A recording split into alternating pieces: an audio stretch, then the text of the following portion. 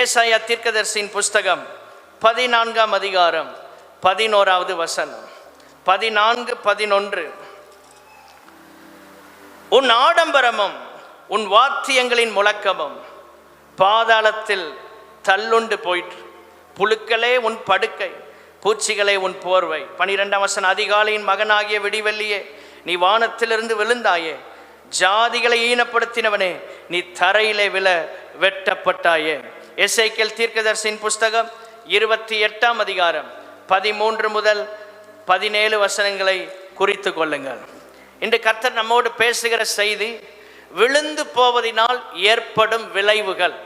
எல்லாரும் சொல்லுங்க, விழுந்து போவதினால் ஏற்படும். 2 கோணத்தில் உங்களோடு பேச விரும்புகிறேன். தூதன் விழுந்து போனால் என்ன நடக்கும்? ஒரு தேவ பிரசன்னத்தை அனுபவித்த தூதன் விழும்போது என்ன விளைவு ஏற்படும்? ஒரு தேவ பிரசன்னத்தை அனுபவித்த மனிதன் விழுந்து போனால் என்ன விளைவு ஏற்படும்? ரொம்ப முக்கியமான செய்தி. இதை கண்டினியூ பண்ண தான் முடியும், முடிக்க முடியாது. இன்றைய தலைப்பு விழுந்து போவதினால் ஏற்படும் விளைவுகள். ஆண்டவர் சொல்றாரு, தேவனுடைய பிள்ளைகள் அவருக்குள்ள நாம் ஸ்திரமாக, நாம் நிலையாக கட்டப்பட வேண்டும் என்பதுதான் தேவனுடைய விருப்பமாக இருக்கிறது. நாம் ஒவ்வொருவரும் இந்த சபையிலே தேவனுக்கென்று பரிசுத்த மாளிகையாக நாம் கட்டப்பட்டு வருகிறோம் என்பதை நீங்கள் அறிந்து கொள்ள வேண்டும். ஒவ்வொரு நாளும் நம்மை தேவன் கட்டி கொண்டே வருகிறார். எபேசியர் 2ஆம் அதிகாரம் 19, 20, 21, 22 வசனங்களை நீங்கள் வாசித்து பார்க்கும்போது அங்கே சொல்லப்பட்டிருக்கிற 22ஆம் வசனம், அவர் மேல், இயேசு கிறிஸ்துவின் மேல் நீங்களும் ஆவியினாலே தேவனுடைய வாசஸ்தலமாக கூட்டி கட்டப்பட்டு வருகிறீர்கள். ஒரு ப்ராசஸ்ல இருக்கிறோம். நல்லா கவனிங்க, எதில் இருக்கிறோம்? ஒரு ப்ராசஸ், ஒரு காரியம் நடந்துட்டே இருக்கு, கட்டப்பட்டு கொண்டிருக்கிற காரியம். இது ஒரே நாளில் முடியாது. நான் சர்ச்சுக்கு வந்தேன் பாஸ்டர், ஞானஸ்நானம் எடுத்தேன், ரொம்ப வருஷம் ஆயிட்டு, நான் கட்டப்பட்டு விட்டேன் அப்படின்னு யாரும் சொல்ல முடியாது. நம்ம மரணம் வர்ற வரைக்கும் நீங்கள் கட்டப்பட்டு கொண்டே இருப்பீங்க. ஆண்டவருக்கென்று பரிசுத்த மாளிகை அந்த ப்ராசஸ் நடந்துகிட்டே இருக்கும். அப்போ நம்ம எல்லாம் முடித்து விட்டோம் என்று யாருமே என்ன செய்ய முடியாது, சொல்ல முடியாது. எனக்கு எல்லாம் தெரியும் என்று ஒருவரும் சொல்ல முடியாது. ஏனென்றால் இங்கே சொல்லப்பட்டிருக்கிறது, கட்டப்பட்டு வருகிறீர்கள். இது முடியலை. ஆண்டவர் வருக மட்டும் இந்த ப்ராசஸ் நடக்கும். எத்தனை வருஷம் நம்ம ஆண்டவரை சேவித்தாலும் தேவனுடைய பிள்ளைகளே, நாம் ஒவ்வொரு நாளும் கட்டப்பட்டு கொண்டிருக்கிறோம். அவர் கட்டுகிற அந்த மாளிகைகளை இணைக்கப்பட்டிருக்கிறோம். நாம் கடைசி வரை நிலைத்திருக்க கர்த்தர் நமக்கு கிருபைகளை தருவாராக. கைகளை உயர்த்தி அல்லேலூயா சொல்லலாமா? ஆகவே நம்ம எல்லாம் முடிச்சிட்டோங்கிற ஃபீல் வரக்கூடாது.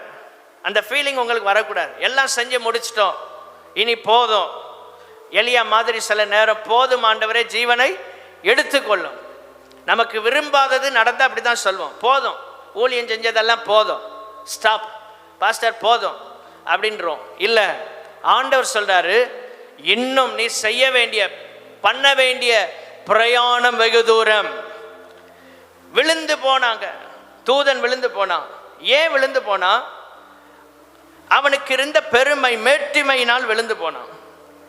இங்க சொல்லப்பட்டிருக்கிறது 11ஆம் வசனம், உன் ஆடம்பரம். 13ஆம் வசனம், நான் வானத்துக்கு ஏறுவேன். அதான் பெருமை. ஒரு 5 காரியங்களை சொல்றேன், எழுதி கொள்ளுங்கள். பெருமை என்று சொல்லும்போது அது நம்மை மேன்மையிலிருந்து கீழே தள்ளிடும். நீங்க எவ்வளவு உயர்வா இருந்தாலும் நீங்க கீழே வந்துருவீங்க. அதான் பெருமைக்குரிய காரியம். பெருமை நிறைய பேரை பாதிக்கும், உங்களோட போகாது. உங்க கூட இருக்கிற எல்லாருமே பாதிக்கப்படுவாங்க. ஸ்தோத்திரம். லூசிஃபர் மட்டும் கீழே விழல. அவனுக்கு பெருமை வந்த போது ஒரு குரூப்பே கீழே என்ன செஞ்சது, விழுந்துச்சு. நிறைய நேரம் நம்ம ஜெபம் பண்றதுக்கு ஒன்னா சேர மாட்டோம். நல்லா கவனிங்க, நம்ம ஜெபம் பண்றதுக்கு ஒன்னா சேர மாட்டோம். சர்ச்சுக்கு வர்றதுக்கு ஒரு குரூப்பா வர மாட்டோம். ஆனா அநேக நேரம் ஆவிக்குரிய காரியங்களை நம்ம கொஸ்டின் பண்றதுக்கு, அல்ல தேவன் விரும்பாத காரியங்களை செய்யறதுக்கு ஈஸியா ஒன்னா சேர்ந்துருவாங்க. தீபாவளிக்கு வெடி போடுறதுக்கு பாருங்க, நீங்க சொல்லவே வேண்டாம், எல்லாம் ஒன்னா தெருவே கூடிரும். ஆனா ஒரு நல்ல காரியத்தை செய்யறதுக்கு என்ன செய்ய மாட்டாங்க, ஒன்னா கூட மாட்டாங்க. நீங்க ஆவிக்குரியவர்கள், நீங்க உங்க பிள்ளைகளுக்கு வெடி வாங்கி கொடுத்துடாதீங்க. தீபாவளி அன்னைக்கு நீங்கள் ஸ்தோத்திரம் தேவ பிரசன்னத்தில் இருக்கணும். ஜெபம் பண்ணணும். நீங்கள் ஆவிக்குரியவர்கள் என்பதை நிரூபிக்கணும். உலக பண்டிகைகளை நீங்கள் அனுசரிக்கக்கூடாது. பொங்கல் என்னைக்குனாலும் சாப்பிடலாம் நீங்கள் வீட்டில் செஞ்சு. பொங்கல் அன்னைக்கு தான் பொங்கல் விடணும்னு என்ன இல்லை அவசியம். டெய்லி பொங்கல் சாப்பிடுங்க, யார் வேண்டான்னு சொல்கிறா? சில அந்த 3 நாளில் தான் கரெக்டாக பொங்கல் சொல்லுவாங்க. நாங்கள் எங்களுக்கு வீட்டுக்கு ரொம்ப எல்லாரும் பொங்கல் கேட்டாங்க, அதனால செஞ்சோம். மற்ற நாள் கேட்கவே மாட்டாங்கல்ல. ஆவிக்குரியவர்கள் என்பதற்கு நமக்கு ஒரு வித்தியாசத்தை கர்த்தர் விரும்புகிறார். கைகளை உயர்த்தி அல்லேலூயா சொல்லாமா? நம்ம மாடர்ன் கிறிஸ்டினாக இருக்கக்கூடாது. நீங்கள் நிறைய பேர் மாடர்ன் பென்டிகாஸ்ட் ஆகிட்டாங்க. ஸ்தோத்திரம். அது எப்படின்னா, எல்லாமே உலகத்தில் இருக்க ஃபங்க்ஷன் எல்லாம் நம்ம கொண்டாடிட்டு இருப்போம். உலகத்தில் இருக்கிற ஃபங்க்ஷனுக்கெல்லாம் நம்ம ஊர்களுக்கு சுற்றிட்டு இருப்போம். அப்படி இல்லாமல், ஆண்டவரே நாங்கள் உமக்குள் நிலைத்திருக்க கர்த்தர் எங்களுக்கு கிருபை தருவீராக. ஏதாவது ஒரு வித்தியாசம் இருக்கணும் நமக்கும் உலகத்துக்கும். நீங்கள் என்னைக்குனாலும் எதுனாலும் சாப்பிடலாம். ஆண்டவர் எதுவுமே ரெஸ்ட்ரிக்ட் பண்ணலை. என்னன்னாலும் நீங்கள் விருப்பமானதை சாப்பிடுங்க. ஆனால் உலக பண்டிகைகள் நாட்களில் தான் நீங்கள் அதை செய்யணும்னு நினச்சா அங்கே நீங்கள் விழுந்து போகிறீங்க. உலகத்தோடு நீங்கள் அட்ஜஸ்ட் பண்ணுறீங்க. ஆவிக்குரியவர்கள் ஆவிக்குரிய வாழ்க்கையில் நிலைத்திருக்க வேண்டும். ஆமென். ஞாயிற்றுக்கிழமை சர்ச்சு, அடுத்த நாள்லேருந்து ஃபுல்லாக உலக வாழ்க்கைக்கு போயிடக்கூடாது. வேலை செய்யுங்க, சம்பாதிங்க, படிங்க, நல்ல குடும்பத்தை நடத்துங்க, தப்பு இல்லை. ஆனால் அதே நேரத்தில் உலகத்திற்கும் உங்களுக்கும் ஒரு வித்தியாசத்தை கர்த்தர் எதிர்பார்க்கிறார். அப்போ முதலாவது காரியம், ஸ்தோத்திரம், பெருமை என்பதற்கான ஒரு 5 காரியங்கள் இதிலிருந்து விளக்கம் கொடுக்குறேன். ஏன் அவரை ஆராதிக்க வேண்டும்? இது பெருமை வந்தால் இப்படி ஒரு எண்ணம் வந்துடும். ஏன் ஆண்டவரை தான் ஆராதிக்கணுமா? இப்படி ஒரு எண்ணம் நமக்குள்ளே வந்துடும். ஏன் கர்த்தரை தான் எப்போவுமே ஆராதிச்சுட்டு இருக்கணுமா? ஸ்தோத்திரம். இந்த எண்ணம் லூசிஃபருக்கு வந்துச்சு. ஏன் அவரை ஆராதிக்கணும்? அதான் அங்கே சொல்கிறேன், நான் வானத்துக்கு ஏறுவேன், நான் அவர் சிங்காசனத்துக்கு மேலே போயிடுவேன், அவரை மட்டும்தான் ஆராதிக்கணுமா? அப்படி உங்களுக்குள்ள சில நேரங்களில் நமக்கு யோசனை வரும். நிறைய பேர் அப்படி உலகத்துக்குள்ளே போயிடுறாங்க. ஸ்தோத்திரம். ஏன் இப்போ நம்ம ஆராதிக்கணும்? ஏன் இப்போ இந்த நேரத்தில் நம்ம கர்த்தரை கொடுக்கணும்? ஏன் கர்த்தரை நம்ம தேடணும்? அவரை மட்டும்தான் ஆராதிக்கணுமாங்கிற எண்ணம் வந்துச்சு. அதான் பெருமை. 2வது, அங்கே சொல்லப்பட்டிருக்கிறது, அவர் என்ன சொன்னாரோ அந்த வார்த்தைக்கு ஏற்ப பரலோகத்திலும் பூமியிலும் வந்து கர்த்தரை ஆராதித்தவன் இப்போ அவருக்கு கீழ்ப்படியறதுக்கு அவனுக்கு விருப்பம் இல்லை.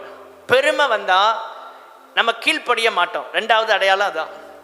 ஏன் அவருக்கு கீழ்ப்படியணும்? ஆண்டவர் பேசுகிறதெல்லாம் நம்ம கேட்கணுமா என்ன? நமக்கு பைபிள் தெரியாதா? பாஸ்டர் சொல்கிறதெல்லாம் கேட்கணுமா? கீழ்ப்படிகிறதற்கு இருதயம் வராது. தேவனுடைய பிள்ளைகளே, இந்த பெருமை வரும்போது கீழ்ப்படிதல் அடிபட்டு போகும். பெருமை வரும்போது எது அடிபடும்? நாகமான், குஷ்டரோகி. முக்கியமான செய்தி, உங்கள் லைஃப்பை மாற்றக்கூடிய வார்த்தைகள். நீங்கள் ஏனோ தானோன்னு உட்காந்துட்டு போயிடக்கூடாது. ஸ்தோத்திரம். நாகமான் குஷ்டரோகியாக இருக்கிறான். குஷ்டரோகத்தில் அவன் ரொம்ப கஷ்டப்படுறான். வெளியில் பார்த்தா நல்ல யுத்த ஆடைகள் எல்லாம் அணிந்து அவனுக்கு பார்க்கும்போது குஷ்டரோகம் இருக்கிறதே வெளியே தெரியாது. ஆனால் அந்த சிறுப்பெண் சொன்னதை கேட்டு எலிசா தீர்க்கதரிசிட்ட போகிறான். போன போது அவன் சொல்கிறான், யோர்தான் நதியில் 7 நேரம் மூழ்கி எழும்பி வீட்டுக்கு என்ன செய் போ. அப்போ இவனுக்குள்ளே என்ன வருதுன்னா பெருமை வருது. ஏன் கீழ்ப்படியணும்? அவர் வந்து ஜெபம் இல்லாமல் அவன் பல நிலைகளில் யோசிக்கிறான். இந்த நதியை விட அங்கே நம்ம ஊரில் நல்லா இருக்கு, இவரை தேடி வந்தால் இவரை நம்மளை ரெஸ்பெக்ட் பண்ண மாட்டேங்கிறாரு. அநேக நேரம் பெருமை என்ன செய்யும்னா கீழ்ப்படிவதற்கு நம்மளை விடாது. அப்போ வேலைக்காரர்கள் சொல்கிறாங்க, ஐயா பெரிய விஷயத்தை சொன்னால் செஞ்சிருப்பேர், ஒரு சின்ன காரியம் 7 நேரம் முங்கி எழுப்புனா வேலை முடிஞ்சு. இதை சொன்னதை வேலைக்காரன் சொன்னதற்கு கீழ்ப்படிந்த போது கர்த்தர் நாகமானுடைய குஷ்டரோகத்தை மாற்றினார். கைகளை உயர்த்தி அல்லேலூயா சொல்லாமா? அநேக நேரம் நமக்குள்ள இருக்கிற அந்த பெருமை கீழ்ப்படிய விடாது. எதை செஞ்சாலும் நம்ம முரண்டு பிடிப்போம். நான் ஆவிக்குரிய வாழ்க்கையில் பார்க்கிற சில நேரங்களில் முரண்டு பிடிக்கிற சுபாவம். ஏன்னா பெருமை வந்துடும் நம்மளை அறியாமலே. 3வது, தேவனுக்குரிய இடத்தை எடுப்பது. அதுதான் பெருமை. முதல்ல சொன்னேன், இவரை ஏன் ஆராதிக்கணும்? அப்படி ஒரு எண்ணம் வந்துடும். இந்த நேரமும் நம்ம கர்த்தரை பார்க்கணுமா? தினமும் சர்ச்சுக்கு போகணுமா? தேவனை ஏன் தேடணும்? 2வது, ஏன் அவருக்கு கீழ்ப்படியணும்? இது பெருமை. 3வது, தேவனுக்குரிய இடத்தை எடுப்பது. ஆண்டவருடைய பொசிஷன் ஒன்று இருக்கு, அவர் நம்மளை நடத்தணும். ஆமென். அவர் நடத்துறதுக்கு பதிலாக நீங்களே ஒரு பிளான் போடுறீங்கன்னா நீங்கள் அவர் இடத்த எடுத்துட்டீங்க. அதான் பெருமை. நம்ம பெருமைன்னு என்ன நினைக்கிறோம்? ரொம்ப கோட் சூட்லாம் போட்டு அப்படி ஜம்முன்னு வந்து அப்படி நின்னா தான் பெருமை நினைக்கிறோம். அது கிடையாது பெருமை. கிழிஞ்ச ட்ரெஸ்ஸு போட்டு வர்றான் பிச்சைக்காரன். அன்னைக்கு ஒருத்தன் ரோட்டில் அவனுக்கு 10 ரூபா கொடுக்குறேன், வாங்கிட்டு மறுபடி கடைக்கு போயிட்டு வரும்போது மறுபடியும் அடுத்து கேட்குறான். நான் சொன்னேன் முதல்ல தானே கொடுத்தேன் அப்படின்னு. அவனுக்கு வந்துச்சு கோபம், உள்ள இப்படி ஏசிட்டு போகிறான். அவனுக்கு இருக்க பெருமையை பாருங்க. அப்போ கிழிஞ்ச துணி போட்டு வர்றவனுக்கு என்ன இருக்கு? பெருமை இருக்கு. சரி 10 ரூபா கொடுக்கார சந்தோஷமாக வாங்கிட்டு போகணும் அந்த எண்ணம் இல்லை. பெருமை என்பது வெளி தோற்றத்தில் தெரியாது, இருதயத்தில் தான் இருக்கும். பெருமை என்பது நம்முடைய செயல்களில் வெளிப்படும், நம்முடைய வார்த்தைகளில் வெளிப்படும், நம்முடைய கேரக்டரில் வெளிப்படும். தேவனுக்குரிய இடத்தை எடுப்பது. ஸ்தோத்திரம். இதுதான் பெருமை. ஆண்டவருக்குரிய ஸ்தானம். அவர் தான் ஆராதிக்கப்படுகிறவர். ஆராதனை நேரம் ஞாயிற்றுக்கிழமை. அந்த இடத்த நீங்கள் எடுத்துட்டீங்கன்னா நம்ம ஆண்டவர் இடத்த எடுக்கிறோன்னு அர்த்தம். கர்த்தரை ஆராதிக்க வேண்டிய நேரத்தில் நம்ம ஆராதிக்கணும். ஆண்டவருடைய இடத்தை நம்ம எடுக்கக்கூடாது. அவர் இடத்தை எடுத்த லூசிஃபர் கீழே விழுந்து போனால் அதுதான் பெருமை. ஆண்டவருக்குரியதை எதையுமே தொடாதீங்க. கர்த்தருக்குரியது கர்த்தருக்கு. கைகளை உயர்த்தி அல்லேலூயா சொல்லாமா? கர்த்தருக்குரிய நேரத்தை எடுத்துடாதீங்க. உங்கள் பிஸ்னஸுக்கு, உங்கள் வேலைக்கு, உங்கள் பர்சனல் யூஸுக்கு ஆண்டவருடைய நேரத்தை எடுத்தீங்கன்னா அது பெருமை. உங்கள் நேரம் போக ஆண்டவருக்கு கொடுக்காதீங்க. ஆண்டவருக்குன்னு ஒரு நேரத்தை கொடுத்துட்டு மீதம் இருக்கிற நேரத்தை நீங்கள் பயன்படுத்தினா கர்த்தர் உங்களை ஆசீர்வதிப்பார். அல்லேலூயா. 4வது, இருதயத்தில் உண்மையற்ற தன்மை. அதான் பெருமை. ஸ்தோத்திரம். இருதயத்தில் உண்மை இல்லாத நிலைமை. ஏசாயா 14:14 பாருங்க. உன்னதமானவருக்கு ஒப்பாவேன் என்று நீ உன் இருதயத்தில் சொன்னாயே. ஹார்ட் நல்லா இல்லை, நல்ல நிலமா இருக்கணும். சிலர் வார்த்தை நல்லா இருக்கும், இருதயம் ரொம்ப கெட்டதாக இருக்கும். ஸ்தோத்திரம். வெளியில் பாஸ்டர் அப்படிம்பாங்க, உள்ள இவன்லாம் ஒரு மனுஷனா அப்படிம்பாங்க. அது கூட ஹார்ட்டில் என்ன செய்யும்? ஆண்டவர் பார்ப்பார். ஸ்தோத்திரம். நான் பொதுவாக சொல்லிட்டு இருக்கிறேன், நீங்கள் எல்லாம் நல்லவங்க. நான் பொதுவாக சொல்கிறேன். இப்படியெல்லாம் யோசிக்க தோணும் அநேக நேரங்களில். ஸ்தோத்திரம். வெளியில் பார்த்தா வீட்டுக்காரரை பயங்கரமாக கவனிப்பாங்க. வீட்டில் போனால் அவர் வாங்குகிற அடி யாருக்கு தெரியும்? வெளியில் மட்டும் நல்ல கவனிப்பு. சர்ச்சிலெல்லாம் பார்த்தா வாங்க வாங்குங்க, உட்காருங்க, அப்படி இப்படிங்கிறது 4 பேர் முன்னால். வீட்டுக்கு போனால் என்ன செய்கிறது? உட்காருவே. இருதயத்தில் என்ன இல்லை? உண்மை இல்லை. இருதயத்தில் உண்மை இல்லை. ஸ்தோத்திரம். இருதயத்தில் உண்மை இல்லை. 5வது, பிசாசு லூசிஃபர் நினைக்கிறான் ஆண்டவரை விட நான் எதில் குறைஞ்சவன். நல்லா கவனிங்க. இதெல்லாம் நான் ஆழமாக திங்க் பண்ணி எடுத்துகிட்டு வர செய்தி. நீங்கள் பாட்டுக்கு வாசிட்டு போனால் ஒன்றும் விளங்காது. ஆமாம், அவன் மேலேருந்து கீழே விழுந்தான், பிசாசாக மாறிட்டான், இவ்வளோ தான் தெரியும். இந்த ஒரு இடத்துல இருந்து எவ்வளோ சத்தியங்களை ஆண்டவர் இன்னும் வச்சிருக்காரு பாருங்க. அவரை விட நான் எதில் குறைஞ்சவன், இதுதான் பெருமை. இப்படி ஒரு யோசனை வருதா? இந்த விசுவாசியை விட நான் எதில் குறைஞ்ச ஆள்? ஏன் பாஸ்டர் என்னைய பயன்படுத்த மாட்டேங்கிறார்? இந்த நபரை விட நான் எதில் குறைஞ்ச ஆள்? ஏன் என் கம்பெனியில், என்னுடைய ஆஃபீஸில் எனக்கு உயர்வு இல்லை? இதான் பெருமை. தங்களை தாங்களே பிறரை விட பெரிய நபர்களாக நினைப்பது. எனக்கு இருக்கிறது எல்லாம் ரொம்ப பெருசு, ஆண்டவர் எனக்கு தந்த மேன்மை எவ்வளோ பெருசுப்பா, இதெல்லாம் தெரிய மாட்டேங்குது யார் கண்டுக்கும். ஆண்டவரை விட நான் எதில் குறைந்தவன் என்று லூசிஃபர் நினைச்சா கீழே விழுந்தான். இன்னைக்கு நமக்கு அப்படிப்பட்ட எண்ணம் வந்தால் அதான் பெருமை. ஒரு நாளும் மற்றவர்களோட உங்களை கம்பேர் பண்ணாதீங்க. ஆண்டவர் உங்களுக்கு கொடுத்த ஸ்தானத்தில் நில்லுங்க, கர்த்தர் உங்களை ஆசீர்வதிப்பா. அல்லேலூயா. இன்னைக்கு நிறைய நேரங்களில் பிரச்சனை தான். புருஷனை விட நான் எதில் குறைஞ்சாள், அப்படி போராடுற சுபாவம். ஸ்தோத்திரம். இவரை விட நான் எதில் குறைஞ்சிருக்கிறேன், எனக்கு தான் எல்லாம் தெரியுமே, அப்படி நினைக்கிற ஒரு எண்ணம், அதான் பெருமை. ஆண்டவர் அதை தான் கீழே தள்ளுறார். தேவனுடைய பிள்ளைகளே, ஸ்தோத்திரம். உங்கள் புருஷனை விட நீங்கள் நல்லா படிச்சிருக்கலாம், உங்களுக்கு பெரிய அறிவு இருக்கலாம், ஆனால் அவரை கனம் பண்ணுவது உங்களுக்கு ஆண்டவர் வேதத்தில் கொடுத்த கடமை. அதை செய்யலைன்னா கீழே விழுந்துட்டோன்னு அர்த்தம். அவரை விட உங்களுக்கு நாலேஜ் அதிகமாக இருக்கலாம், அறிவு இருக்கலாம், பணம் இருக்கலாம், அவங்க குடும்பத்தை விட உங்கள் குடும்பத்துக்கு நிறைய பணம் இருக்கலாம், பிரச்சனை இல்லை. ஆனால் அதை வைத்து நாம் கனம் பண்ணுவதில் குறை வைக்கக்கூடாது. அவர் கொடுக்குற இடத்த கொடுக்கணும். ஆமென், ஸ்தோத்திரம். குடும்ப தலைவன்னா குடும்ப தலைவன், குடும்ப தலைவினா குடும்ப, அதே மாதிரி மனைவியையும் அதே நிலையில் நடத்தும் போது கர்த்தர் உங்களை ஆசீர்வதிப்பா. வேகமாக சொல்கிறேன், குறிப்புகளை எழுதி கொள்ளுங்கள். தூதன் விழுந்து போனான். தேவ பிரசன்னத்தை அனுபவித்த தூதன் விழுந்து போன போது என்ன நடந்துச்சு, என்ன விளைவு? ஸ்தோத்திரம். 2 பகுதியை உங்களுக்கு காண்பிக்க விரும்புகிறேன். முதல்ல பெருமைக்கான சில விளக்கங்களை இதிலிருந்து கொடுத்தேன். பைபிள்லேருந்து நிறைய எடுக்கலாம், பேசிகிட்டே இருக்கலாம். எத்தனை வருஷம் பிரசங்கம் பண்ணாலும் இந்த டாப்பிக்கில் நிறைய பாயிண்ட்ஸ் எடுக்கலாம். தேவனுடைய பிள்ளைகளே, தூதன் தேவ பிரசன்னத்தை அனுபவித்தவன், மகிமையிலேயே இருந்தான். சிலர் சொல்லுவாங்க பின்வாங்கி சில ஆட்கள் போனாலும் இவங்க விட மாட்டாங்க. அவங்க பின்வாங்கவே இல்லை. அவர் நல்ல விசுவாசி, பின்வாங்கியிருக்கே தெரியாது. அது எப்படி அவர் பின்வாங்குவார்? அந்த விசுவாசி எப்படியா பின்வாங்க? வாய்ப்பே இல்லை. தேவ பிரசன்னத்திலேயே இருந்த தூதன் விழுந்து போலையா?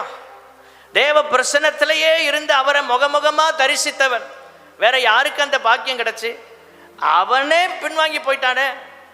தேவனுடைய பிள்ளைகளே, எந்த நேரமும் வீழ்ச்சி வருவதற்கு வாய்ப்பு இருக்கிறது. நாம் கவனமாய் நிற்க கர்த்தர் கிருபை தருவாராக. அப்ப அவன் விழுந்து போனனால என்ன நடந்தது? ஆண்டவர் இந்த உலகத்தை அழகாக படைத்தார். ஆதியாகமம் 1ஆம் அதிகாரம் 1 வசனம், வானத்தையும் பூமியையும் அவர் சிருஷ்டித்தார். கிரியேட்டர், சிருஷ்டி கர்த்தர் அவர்தான். எல்லாத்தையும் அழகா படைக்கிறார். மனுஷனுக்கு தேவையான எல்லாத்தையும் படைச்சார். அழகாக இருந்த பூமி இந்த தூதன் விழுந்த போது என்ன நடந்தது? முதலாவது குறிப்பு, தேவனுடைய படைப்பிற்குள் ஒழுங்கின்மையும் வெறுமையும் வந்தது. அப்போ ஒரு வீழ்ச்சி வரும்போது அங்க ஆர்டர் எல்லாம் போயிடும், ஒழுங்கே இருக்காது, தாறுமாறா இருக்கும். தாறுமாறான வாழ்க்கை. நினைச்சா வருவேன்யா, இல்லைன்னா போயிடுவேன். ஸ்தோத்திரம். தாறுமாறான வாழ்க்கை. ஒரு குடும்ப அமைப்புக்குள்ள இருக்க மாட்டாங்க, தாறுமாறா ஓடுற ஓட்டம். சபை அமைப்பிற்குள்ள கட்டுப்பட மாட்டாங்க. அதான் ஒழுங்கின்மை, வெறுமை. ஒழுங்கின்மை மட்டும் வராது, உங்க வாழ்க்கையில் ஆசீர்வாதங்கள் எல்லாம் எம்டி ஆயிரும், வெறுமை ஆயிரும். பணங்கள் எல்லாம் எங்க போதுனே தெரியாது, வேஸ்ட் ஆயிட்டே இருக்கும். காரணம் வீழ்ச்சி. பெருமையினால் தூதன் விழுந்த போது ஒழுங்கின்மையும் வெறுமையும் வந்தது. இதை கரெக்ட் பண்றதுக்கே ஆண்டவருக்கு டைம் எடுத்தது. நம்ம வாழ்க்கையில திரும்ப நம்மளை ஆசீர்வதிக்கன்னா, ஆண்டவரே எல்லாவற்றையும் சரி செய்ய என்னை உமக்கு ஒப்பு கொடுக்கிறேன். எதெல்லாம் நம்ம வாழ்க்கையில ஒழுங்கின்மையும் வெறுமையுமாய் இருக்கிறதோ அவைகளை சரி செய்வதற்கு கர்த்தருக்கு ஒப்பு கொடுத்தா ஆண்டவர் உங்களை சரி செய்வார். கைகளை உயர்த்தி அல்லேலூயா சொல்லாமா? நம்ம ஒப்பு கொடுக்கவே மாட்டோம். ஸ்தோத்திரம். ஒப்பு கொடுக்கவே மாட்டோம். அப்படி அல்ல, தேவனுடைய படைப்பிற்குள்ள ஒழுங்கின்மை வந்துருச்சு. அவர் எது எல்லாமே நல்லதுன்னு பார்க்குறாரு, திரும்ப இதை சரி பண்ணிட்டு. முதல்ல அழகாக தான் இருந்துச்சு. எந்த தூதன் விழுந்தானோ வீழ்ச்சியினால் ஒழுங்கின்மை வந்தது. ஒரு விசுவாசி பின்வாங்கி போகும்போது குடும்பத்தில் ஒழுங்கின்மை வரும். பிள்ளைகள் அவங்க சொல்றது கேட்க மாட்டாங்க. வியாதி வந்துட்டே இருக்கும், சில பிரச்சனைகள் வந்துக்கிட்டே இருக்கும், பண தேவைகள், பண நெருக்கடி வந்துட்டே இருக்கும். என்ன நடக்குன்னே தெரியாது. பிரச்சனைக்கு மேலே பிரச்சனை என்ன செய்யும்? வந்துக்கிட்டே இருக்கும். அதான் ஒழுங்கின்மை. ஒரு ஆர்டராக இருக்காது. இஷ்டத்துக்கு எழும்புவாங்க, இஷ்டத்துக்கு தூங்குவாங்க, இஷ்டத்துக்கு சாப்பிடுவாங்க. ஒரு குறிப்பிட்ட நேரம் எதுவுமே இருக்காது. ஸ்தோத்திரம். ஒழுங்கின்மையான ஒரு வாழ்க்கை. அதெல்லாம் எப்போ வரும்னா விழுந்து போகும்போது. ஒரு கிறிஸ்தவ வாழ்க்கையில் வீழ்ச்சி வந்துருச்சுன்னு வைங்களேன், எல்லாமே ஆர்டர்லாம் கொலாப்ஸ்ட் ஆயிரும். ஒரு ஒழுங்குக்குள்ளே வரமாட்டாங்க. இதை இப்படி தான் செய்யணும் அப்படின்னா ஏன் அப்படி செய்யணும்பாங்க. இதை இப்படி தான் செய்யணும் அப்படின்னா இப்படி செஞ்சால் முடியாதாம்பாங்க. அதான் ஒழுங்கின்மை. ஆண்டவர் இயேசு கிறிஸ்து 5 அப்பம் 2 மீனை வைத்து அவர் அற்புதம் செய்து 5000 புருஷர்களை போஷிக்கிறதுக்கு முன்னால ஆர்டர் பண்ணி உட்கார வைக்கிறார், ஒழுங்குபடுத்துறார். அல்லேலூயா. 50 பேரா, 100 பேரா, எப்படி ஒழுங்கு படுத்துகிறார். ஊழியத்தை ஒழுங்கின்படி செய்யணும். அதுதான் ஆண்டவர் விரும்புகிற காரியம். ஸ்தோத்திரம். எல்லாமே தாறுமாறா போயிட்டு இருக்கக்கூடாது. நினைச்ச நேரம் எதையும் செய்வோம், எங்களுக்கு விருப்பம் இருந்தால் செய்வோம், விருப்பம் இல்லைன்னா விட்டுருவோம். அதான் ஒழுங்கின்மையானது. நமக்கு விருப்பம் இருக்கோ இல்லையோ, கர்த்தருக்கு உண்மையாக செய்யும் போது கர்த்தர் நம்மை ஆசீர்வதிப்பார். எல்லாமே விளங்கி தான் செய்யணும்னு நினைக்காதீங்க. சிலர்கிட்ட சொன்ன 1000 கேள்வி கேட்பாங்க. அது ஏன் இப்படி, இது ஏன் இப்படி, இந்த கேள்விக்கெல்லாம் பதில் எங்கிட்டே கிடையாதுங்க. எனக்கே 1000 கேள்வி இருக்கும். உங்களுக்கு எங்கே பதில் சொல்ல? கேள்விக்கான பதில் கேட்டு வர்றதல்ல, தேவன் மேல் உள்ள விசுவாசத்தின் அடிப்படையில் ஆண்டவர் சொன்ன கண்ணை மூடி இறங்குனாதான் அற்புதம் நடக்கும். உட்காந்து கேட்டுக்கிட்டே வண்டி காலம் பூரா கேட்டுகிட்டே இருக்க வேண்டியதான். நாகம்மான் கேட்டம்மா, ஏன் போய் யோர்தானில் இறங்கணும்? வேற நதி இல்லையா? இங்கே தான் ஞானஸ்நானம் எடுக்கணுமா? அப்படியெல்லாம் கேட்டான். இங்கே தான் வந்து முங்கணுமா? கேள்வி கேட்டுகிட்டே இருந்தால் அற்புதம் நடக்கலை. வேலைக்காரன் சொல்கிறான், பேசாமல் முங்கி எலும்புயா. நம்மளாக இருந்தால் அப்படி சொல்லியிருப்போம், அந்த வேலைக்காரன் அப்படி சொல்லியிருக்க மாட்டான், தலையை சீவிடுவான். நம்மளாக இருந்தால் அப்படி தான் சத்தம் காட்டாமல் முங்கி எலும்புனோமா போனோமான்னு பாரு. வந்தது நீ குஷ்டரோகி, இதில் வேற இவ்வளவு டயலாக் வேற உனக்கு வாழுதா? அன்னைக்கு எல்லாரும் பார்க்குறாங்க, எப்போ நம்ம ஆள் இவ்வளோ குஷ்டரோகியாக இருந்திருக்கான், வெளியே தெரியலையப்பா, இந்த ஆள் கூட இருந்தோம் அப்படின்னு. உண்மையில அவன் சரி, அந்த குஷ்டரோகம் சரியாகாம போனால் அவனை விட்டு எல்லாருமே தூர போயிருப்பாங்க, நமக்கு வந்துடக்கூடாதுன்னு. அந்த அளவுக்கு வியாதி, கொடூரமான வியாதி. எல்லாவற்றுக்கும் ஒரு ஒழுங்கு இருக்கிறது. ஸ்தோத்திரம். ரெண்டாவதாக, விழுந்து போவதினால் ஏற்படும் விளைவு என்னன்னா, ஆதியாகமம் 3ஆம் அதிகாரம் 1 வசனத்தை பாருங்க. அந்த தூதன் விழுந்து பிசாசா மாறினால என்ன செய்யறான்னா, அவன் கீழே விழுந்தது மட்டும் இல்லை, மற்றவர்களையும் கீழே தள்ளுறான். தந்திரமா பேசி மயக்குவது. ரெண்டாவது, பிறரையும் கீழே தள்ளுவதற்கு தந்திரமாக பேசி மயக்குவது. எப்படி பேசுவாங்கன்னே தெரியாது. சிலர் வலையில விழுந்துருவாங்க, அப்படி லாக். எவ்வளவு ஜெபம் பண்ணி, எவ்வளவு கிருபைகளை பெற்று, நம்ம எவ்வளவு ஆலோசனை கொடுத்துருப்போம், சிலர் வந்து 5 நிமிஷம் பேசுறதுக்குள்ள விழுந்து போயிடுவாங்க. காரணம் என்னன்னா, அதுதான் பிறரையும் கீழே தள்ளுகிற ஒரு ஸ்பிரிட். தந்திரமாக பேசி மயக்கிறது. தந்திரமா. பவுல் சொல்றாருல, நான் சாதுரியமாலாம் பேச தெரியாதுங்க, கர்த்தர் சொன்ன வார்த்தையை சொல்ல தெரியும். அவன் தான் பவுல். சாதுரிய ஞானத்தோட நான் பேசலைங்கிறான். இன்னைக்கு நிறைய நேரம் அப்படிதான், ரொம்ப தந்திரமா பேசி, ரொம்ப நன்மை செய்கிற மாதிரி பேசி உங்களை கீழே தள்ளிடுவாங்க. தேவனுடைய பிள்ளைகளே, விழுந்து போனவங்க பிறரையும் விலை பண்ணுவாங்க. நீங்கள் கவனமாக இருக்க கர்த்தர் கிருபை தருவாராக. கைகளை உயர்த்தி அல்லேலூயா சொல்லாமா? சர்ச்சுக்கு வராதவங்க எப்படி பேசுவாங்க? சர்ச்சுக்கு விரோதமாக தான் பேசுவாங்க. சர்ச்சுக்கு வர்றவங்க தான் சர்ச்சுக்கு ஆசீர்வாதம் எவ்வளோ பெற்றோன்னு சொல்லுவாங்க. சர்ச்சுக்கு வராத ஆள்கிட்ட போய் உட்காந்துக்கிட்டு நீங்கள் போய் பேசுனீங்கன்னா அவர் பூரா சர்ச்சை ஏச தான் செய்வார். ஆமென். நான் சொல்கிற உண்மையாக பொய்யா? அப்படி தானே? உங்கள்கிட்ட ஒரு ஆள் பேச மாட்டேங்கிறாருன்னு வைங்க, உங்கள் குடும்பத்தில் ஒரு ஆள் சண்டை போட்டார், அவர்கிட்ட போய் உங்கள் சொந்தக்காரர் உங்களை பற்றி கேட்டான்னு சொல்லுவார், ரொம்ப சூப்பரான சிஸ்டர்னா சொல்லுவாங்க, ஐயோ அந்த அம்மா போயிடாதீங்க வீட்டு பக்கம்ன்றுவாங்க. அப்போ ஆண்டவரை விட்டு விலகினாலும் அப்படிதான்.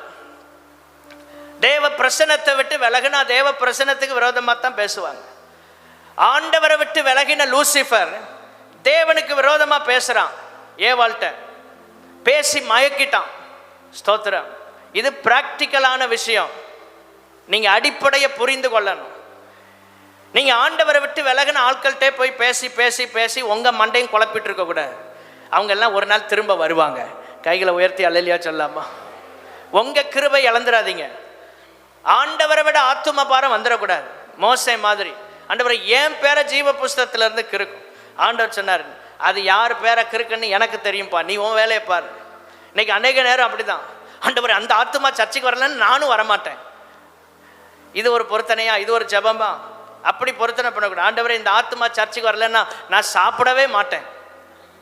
அது ஒரு நல்ல பொருத்தனை. ஆனால் அப்படி செய்ய மாட்டோம். நானும் வரமாட்டேன். இந்த ஆள் ஊழியம் செய்யலாம், நானும் ஊழியம் செய்ய மாட்டேன். இதான் விழுந்து போனவர்களை பார்த்து விழுந்து போகிற அனுபவம். கர்த்தர் உங்களோட பேசுகிறார். ஏதோ நான் உன்னை சொல்லிட்டு போக வரல, நீங்கள் விழுந்து போகாமல் எச்சரிக்கையாக இருக்க கர்த்தர் கிருபை தருவாராக. ஆமென். இருட்டில் இருக்கிறவன்கிட்ட போய் கேட்டால் எல்லாமே இருட்டாக இருக்குன்னு தான் சொல்லுவான். பார்வை அடைந்தவன்கிட்ட போய் கேட்டால் ஒருத்தர் சொல்கிறான், எனக்கு எல்லாமே மரமாக தெரியுதுங்கிறான். ஆண்டவர் திரும்ப தொட்டார், சரியாச்சு. சில நேரம் நமக்கு 2வது முறை தொடணும். முதல் முறை தொடுதல் சரி வராது. ஆவியானவர் உங்களை தொடர்றதுக்கு நீங்கள் தொடுவதற்கு உங்களை ஒப்பு கொடுங்க. 3வது ஆதியாகமம் 3ஆம் அதிகாரம் 5வது வசனம். தேவனை குறித்து தவறாக பேசி தேவன் மேல் ஒரு தவறான எண்ணத்தை உண்டாக்குவது, அதான் விழுந்து போவதினால் ஏற்படுகிற 3வது விளைவு. தேவனை குறித்து தவறாக பேசிட்டான் பிசாசு. எப்பா ஏவாளே, நீங்கள் புசிக்கும் நாளில் உங்கள் கண்கள் திறக்கப்படும், நன்மை தீமை அறிந்து நீங்க தேவர்களை போல இருப்பீங்கன்னு ஆண்டவருக்கு தெரியும்ட்டான். ஆண்டவர் மேல ஒரு தவறான எண்ணத்தை உருவாக்குகிறான். இன்னைக்கு ஆண்டவரை விட்டு விலகினவங்க என்ன செய்வாங்கன்னா இப்படிதான் இருப்பாங்க. நீங்க சர்ச்சுக்கு போகாதீங்க, போய் உங்களுக்கு ஒன்றும் கிடைக்காது அப்படின்னு அவங்க வாழ்க்கையிலிருந்து சொல்வாங்க. தேவனுடைய பிள்ளைகளே, நீங்கள் மைனஸை பார்க்காதீங்க. கர்த்தர் வாழ்க்கையில தேவனை ஆராதிக்கிற நாள் நமக்கு செய்த நன்மைகளை பாருங்கள். கைகளை உயர்த்தி அல்லேலூயா சொல்லாமா? ரெண்டும் இருக்கு, பிளஸும் இருக்கு மைனஸும் இருக்கு. எப்பொழுதுமே பிசாசு என்ன செய்வான்னா தீமையை பூரா ஆண்டவர் பக்கம் தள்ளிடுவான். என்ன தீமை நடந்தாலும் யார் தான் பொறுப்பு சொல்லுங்க? உங்க வீட்டில் ஒரு பாத்திரம் கீழே விழுந்தாலும் யார் தான் பொறுப்பு? ஆண்டவரை பாருங்க. ஆண்டவர் எனக்கு உதவி செய்யலை, என் பாத்திரம் கீழே விழுந்துட்டு. பிசாசு என்ன போராட்டம், கை தவறி கீழே விழுந்ததுக்கு ஆண்டவர் என்ன செய்வார்? ஆண்டவர் மேல.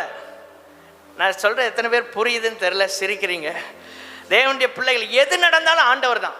சின்ன காய்ச்சல் வந்துட்டா, சர்ச்சுக்கு போனேன் பாருங்க, ஆண்டவர் காய்ச்சலை தந்துட்டார். நம்ம வெளியெல்லாம் போயிருப்போம், அதெல்லாம் சொல்ல மாட்டோம். இன்னைக்கு சர்ச்சுக்கு போனனால என்ன வந்துட்டு, காய்ச்சல் வந்துட்டுங்க. சர்ச்சுக்கு போய் மலையில் நனைஞ்சோம் பாருங்க, ஆக ஒரு மாதிரி குளிர் ஆட்டிட்டு இருப்போம். ஆனால் அது உண்மை கிடையாது. உண்மை என்ன? ஸ்தோத்திரம், நம்முடைய சரீரம் பலவீனமாக இருக்கு, அதுதான் உண்மை. என்னைக்குமே மைனஸை பூரா பிசாசு ஆண்டவர் பக்கம் திருப்பிடுவான். ஆண்டவர் பக்கம் திருப்பிடுவான். என்ன கஷ்டம் நடந்தாலும் நீ ஜெபம் பண்ண பாரு, ஊழியம் செஞ்ச பாரு, அதனால தான் உனக்கு இப்படி நடக்கு. சர்ச்சு பக்கம் திருப்பி விட்டுருவான். நான் பார்த்துருக்கிறேன், எங்கேயோ போகிற பிசாசு கடைசியில் உள்ளே வந்து விழுந்துடும், நம்ம தான் மாட்டுவோம். ஸ்தோத்திரம்.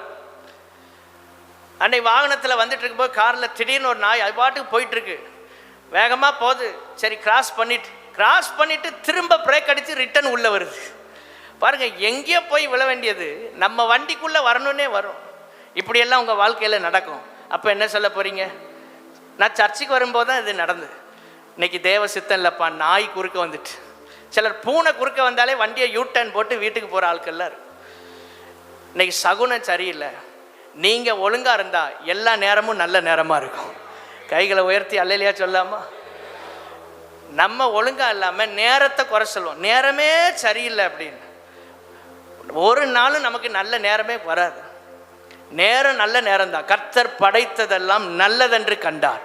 ஆதியாகமம் 1:31 ஆண்டவர் சொல்றார், டைமை படைச்சார், வானத்தை படைச்சார், பூமியை படைச்சார், மனிதர்களை படைச்சார், சிங்கத்தை படைச்சார், பூனையை படைச்சார், எல்லாமே நல்லதுங்கிறார்.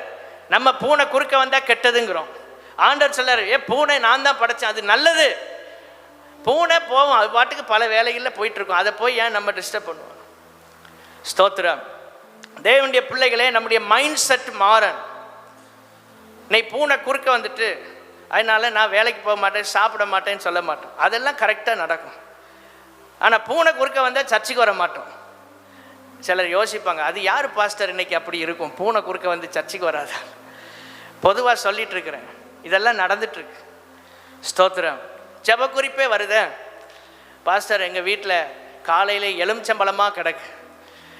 எலுமிச்சம்பழமாக அன்னைக்கு ஒரு சிஸ்டர் சொன்னாங்க, எலுமிச்சம்பழம் காலையில் 4 கிடந்து அப்படி. நான் சொன்னேன், இந்த 4ஐயும் நீங்கள் ஜூஸ் போட்டு குடித்தா நல்லா இருந்திருக்கும், இல்லைன்னா கொண்டு வாங்க எங்கள் சர்ச்சில், நமக்கு தேவை இருக்குது. நான் லெமன் ஜூஸ் தான் குடிச்சிட்டு இருக்கேன், டீ காஃபியெல்லாம் குடிக்கிறேன். எலுமிச்சம்பழம் வந்தால் நல்லது தானே, ஓசியில் ஆண்டவர் தர்றாரு. எலியாவுக்கு அப்பமும் இறைச்சியும் வந்துச்சு. நம்ம ஆட்களாக இருந்தால் என்ன சொல்லியிருப்பாங்க, எவனோ செய்வனை வச்சு காக்காவை அனுப்பியிருக்காண்டா, இதை சாப்பிட்டா விஷம் வச்சு நம்ம செத்தே போயிடுவோம், சாப்பிடாத, காக்காவே சாப்பிடட்டும் அப்படின்னு. ஆண்டவர் தரதெல்லாம் நம்ம வேண்டான்னு விட்டுருவோம். அப்புறம் எங்கே ஆசீர்வதிக்கப்பட? கர்த்தர் தர்றத பைபிள் சொல்லுது, பேதுருவை பார்த்து ஆண்டவர் அடித்து புசி அப்படின்னு என்ன அர்த்தம்? ஆண்டவர் தீட்டு இல்லைன்னு சொன்னதை என்ன செய்யாது, தீட்டா பார்க்காத. அநேக நேரம் நம்ம மைண்டில் மாற்றங்கள் தேவை. ஆதியாகமம் 3:4 குறிப்பு என்னன்னா, பொய்யை உண்மையை போல நம்ப வைப்பான். விழுந்து போனால் இதான் நடக்கும்.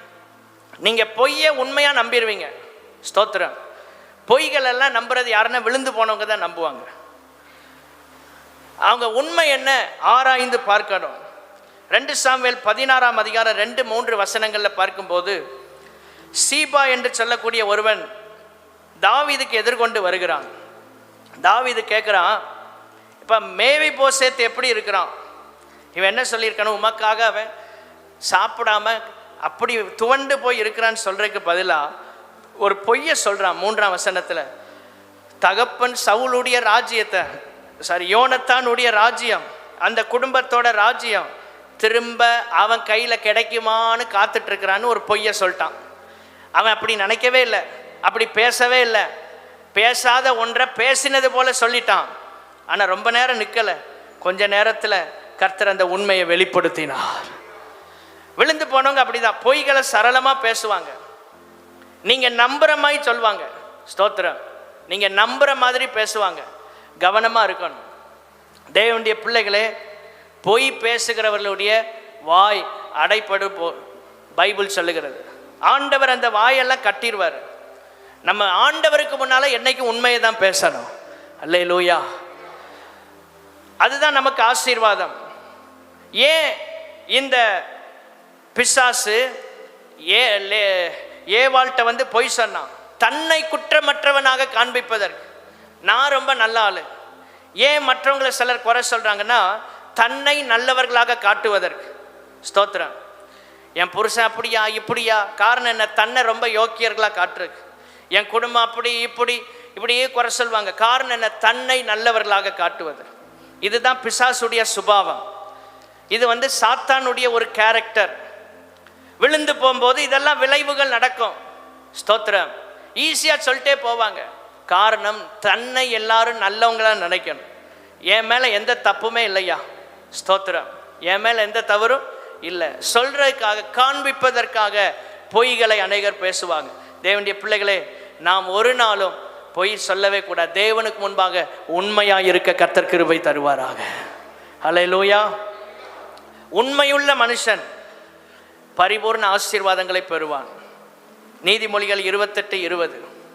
அதான் ஆண்டவர் நமக்கு வைத்திருக்கிற ஆசீர்வாதத்திற்கான ஒரு வழி. என்ன நடந்தாலும் உண்மையை பேசுங்க, ஆண்டவர் உங்களுக்கு அற்புதங்களை செய்வார். உண்மையுள்ள மனுஷன். ஸ்தோத்திரம். கொடுத்த ஊழியத்தில் உண்மையா இருங்க. தேவன் உங்களுக்கு கொடுத்த கிருபைகளில் உண்மையா இருங்க. தேவன் தந்த சபையில் நம்ம உண்மையா இருக்கும்போது ஆண்டவர் நம்மளை ஆசீர்வதிக்கிறார். 5வதாக, தேவ பிரசன்னத்தை அனுபவித்த மனிதன் விழுந்து போன போது என்ன நடந்தது?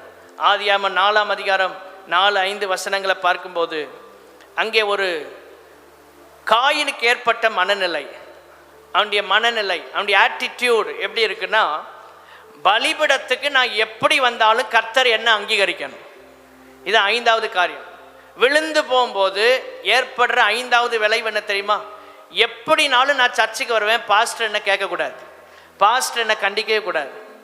நான் திரும்ப சொல்கிறேன், சபை என்பது நீங்கள் உருவாக்கப்படுகிற ஒரு இடம். கைகளை உயர்த்தி அல்லேலூயா சொல்லாமா? நீங்கள் என்னை விட வயசில் கூடினவங்களாக இருக்கலாம், ஆனால் உங்களை உருவாக்குறதுக்கு தான் கர்த்தர் என்ன வைத்திருக்கிறார். சிலர் நினைப்பாங்க நம்மளை விட சீனியர் தான் நம்மளை உருவாக்கணும். அப்படி இல்லை. ஆண்டவர் யாரை வைத்திருக்கிறாரோ அவர் உங்களை உருவாக்குவார்.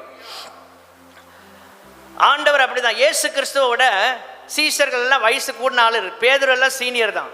ஆனால் பேதுருவை உருவாக்குறதுக்கு இயேசுநாதர் அவனை விட வயசு குறைவாக இருந்தார், ஆனால் அவனை உருவாக்கினார். சில நேரங்களில் சில ஆட்களை திட்டுவோம். நல்ல கவனிங்க, ப்ராக்டிக்கலாக. சிலர் பார்ப்பாங்க, பாஸ்டர் என்ன இந்த ஆளை போட்டு இப்படி திட்டுறார். ஏன் திட்டுறேன்னு எனக்கு தான் தெரியும், உங்கள்கிட்ட சொல்ல முடியாது. உங்கள்கிட்ட சொல்ல முடியாது. அவர் என்ன பண்ணியிருப்பாருன்னு எனக்கு தான் தெரியும். அதை பப்ளிக்கில் சொல்ல முடியுமா? சொல்ல முடியாது. சில நேரங்களில் அப்படியெல்லாம் கண்டிக்க வேண்டிய சூழ்நிலைகள் வரும். உங்களை திட்டினாலும் உங்களை ஷார்ப் பண்ணுறோம், உங்களை தீட்டுறோன்னு அர்த்தம். உங்களை தீட்டுறோம். நீங்கள் நல்லா உருவாக்கப்படணும்னா அப்படி தான் வரணும். ஒன்றுமே சொல்லக்கூடாது அப்படின்னா நீங்கள் உருவாக்கப்படவே முடியாது. வந்த மாதிரியே வீட்டுக்கு போயிட்டே இருக்கலாம். வந்துட்டு அப்படியே வீட்டுக்கு போயிட்டே இருக்கலாம். ஒன்றுமே நடக்காது. திட்டினா கூட உங்களை தீட்டுறதா நினைக்கணும். ஆமேன். எல்லா முகமும் அப்படி சீரியஸ் ஆகிட்டு, அதெல்லாம் உங்கள் ஆசீர்வாதம். நான் எல்லாம் சும்மா எல்லாம் திட்ட மாட்டேன், எல்லாத்தையும் அன்பாக தான் இருப்பேன். ஆனால் சில நேரங்களில் சரி பண்ண வேண்டிய விஷயங்களை ஸ்ட்ராங்காக சொல்லிடுவேன். இதெல்லாம் இப்படி தான் செய்யணும், இதுதான் கரெக்ட் அப்படின்னு. நம்ம நிறைய நேரங்களில் பிறரை பிரியப்படுத்துவதற்காக நாம் தவறுகளை ஒத்துக்கொள்ள முடியாது. யாரையும் பிரியப்படுத்த வேண்டிய அவசியம் நமக்கு இல்லை. அப்போ எப்படி வந்தாலும் கர்த்தர் என்ன அங்கீகரிக்கணும். அந்த மைண்ட் செட் இருந்தால் மாற்றிருங்க. இப்படி தான் வரணும்னு ஆண்டவர் பைபிளில் எழுதி வச்சிருக்கிறார். கைகளை உயர்த்தி அல்லேலூயா சொல்லாமா? நான் வருவேன், வந்து தூங்குவேன், என்ன ஒருத்தரும் கண்டுக்கிடக்கூடாது, நான் வருவேன், இஷ்டம் தான் வருவேன், இஷ்டம்லாம் வரமாட்டேன், என்னெல்லாம் கேட்கவே கூடாது, அப்படி சொல்லவே கூடாது. தேவனுடைய பிள்ளைகளே, ஆண்டவர் நமக்கு வைத்திருக்கிற ஒழுங்கு என்ன? பலிபிடத்திற்கு எப்படி வரணும்? ஆதியாகமம் 4ஆம் அதிகாரத்தில் ஆண்டவர் எழுதி வைத்திருக்கிறார். 4ஆம் வசனத்தில் காயின் ஏனோ தானோன்னு வந்தான். சும்மா என்னத்தையா கொண்டு போய்யா, சர்ச்சைக்கு தானே போகிறோம், போயிட்டு வருவோம், இன்றைக்கி ஒரு ஃபாஸ்டிங் ப்ரேயர் போய் உட்காந்துட்டு ஏதோ சொல்லுவார், கேட்டு வரும். அப்படி ஒருத்தன் வந்தான். இன்னொருத்தன் பார்த்து பார்த்து வர்றான். இன்றைக்கி போய் ஆண்டவர் என்னோட பேசணும், ஆண்டவருடைய வார்த்தையை கேட்கணும், நான் ஜெபம் பண்ணணும், அற்புதம் நடக்கணும் அப்படின்னு தன்னிடத்தில் இருக்கிறதுல பெஸ்டானதை, சிறப்பானதை ஆண்டவருக்கு அர்ப்பணிக்க வந்தான். தேவனுடைய பிள்ளைகளே, அப்படி வந்த ஆபேலை கர்த்தர் அங்கீகரித்தார். ஏனோ தானோன்னு வரக்கூடாது. சர்ச்சுக்கு வரும்போது கையில் பைபிள் இருக்கணும். தேவனுடைய பிள்ளைகளே, சில ஆத்துமாக்களை முடிஞ்சால் கூட்டிகிட்டு வரணும். ஆண்டவருக்காக நம்ம நிறைய காரியங்களை செய்யணும். அப்போ பலிபீடத்துக்கு வரும்போது அர்ப்பணத்தோடு வரணும். எல்லாரும் சொல்லுங்க, எப்படி வரணும் சொல்லுங்களேன்? கமிட்மெண்டோடு இருக்கணும். அர்ப்பணம் இருந்தால் உங்களை கர்த்தர் நிச்சயமாக ஆசீர்வதிப்பார். அல்லேலூயா. அர்ப்பணம் இல்லைன்னா சிலர் அப்பப்போ மாறிக்கிட்டே இருப்பாங்க. கமிட்மெண்ட்டில் இருக்கிறாங்கன்னு வைங்களேன், உயிரே போனாலும் அந்த காரியத்தை செய்கிறத விட மாட்டாங்க. 1000 பிரச்சனை இருக்கும், ஊழியத்தில் முன்னால் நிற்பாங்க. அதான் அர்ப்பணம், அதான் அர்ப்பணிப்பு. ஆண்டவரே, இந்த கமிட்மெண்ட்டை எங்களுக்குள்ளே கொடுங்க ஆண்டவரே. ஜெபம் பண்ணி பாருங்க, ஆண்டவர் உங்களை ஆசீர்வதிப்பார். பலிபீடத்துக்கு வரும்போது அர்ப்பணம் இல்லாமல் வரக்கூடாது. ஏனோ தானோ ஏதோ கர்த்தரை பார்க்க வர்றோம், போய் உட்காந்துட்டு வருவோம், அப்படி இல்லை. என் சர்வ வல்ல தேவனை நான் பார்க்க வருகிறேன், என்ன படைத்த தேவனை நான் பார்க்க வருகிறேன் என்கிற உணர்வு, அந்த மனநிலை நமக்குள்ள வரணும். விழுந்து போன ஆதாம், அவன் மூலமா வந்த சந்ததிக்குள்ள என்ன மைண்ட் செட் வருது? காயினுக்குள்ள, நான் எப்படினாலும் வருவேன், என்ன கர்த்தர் அங்கீகரிக்கணும். நான் ஜெபம் பண்ணுவேன், ஜெபம் பண்ணாமல் வருவேன், அப்படியே நான் வந்தாலும் என்னை கர்த்தர் அங்கீகரிக்கணும். அதான் காயினின் மனநிலை. ஆனால் கர்த்தர் சொல்றாரு, இப்படித்தான் இருக்கணும் கிறிஸ்தவ வாழ்க்கையில், இப்படி இருந்தால் தான் நான் அங்கீகரிப்பேன்னு கர்த்தர் சொல்றார். எப்படியும் வாழ்வதல்ல கிறிஸ்தவம். சபை என்றால் அதற்கு ஒரு ஒழுங்கு இருக்கிறது. இப்படித்தான் இருக்குன்னா கர்த்தர் அப்படித்தான் நம்ம இருக்க விரும்புகிறார். ஆகவே பலிபீடத்துக்கு வரும்போது, பலிபீடம்னா இதை நினைச்சிடாதீங்க, சபையத்தான் சொல்றேன்.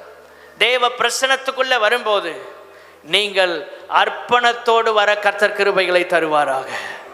ஆண்டவரே, எங்களுக்கு அந்த உதவி செய்யும். ஜெபம் பண்ண ஒரு கமிட்மெண்ட்டோட பண்ணுங்களேன், நல்ல அர்ப்பணத்தோட. ஏனோ தானோ என்னத்தையோ சொல்றாரு அப்படின்னு ஒரு தோத்திரம் போட்டு போயிடக்கூடாது. ஒரு அர்ப்பணிப்போட ஜெபம் பண்ணி பாருங்க, உங்க ஜெபங்களுக்கு கர்த்தர் பதிலை தருவார். உங்க ஜெபங்களுக்கு கர்த்தர் நிச்சயம் பதிலை தருவார்.